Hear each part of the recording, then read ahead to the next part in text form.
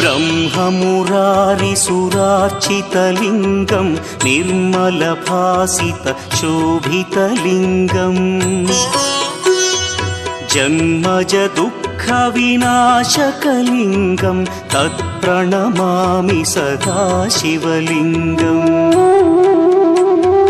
देवमुनिप्रवरार्चितलिङ्गं कामदहन करुणाकरलिङ्गम् रावणदर्पविनाशकलिङ्गं तत्प्रणमामि सदा शिवलिङ्गम्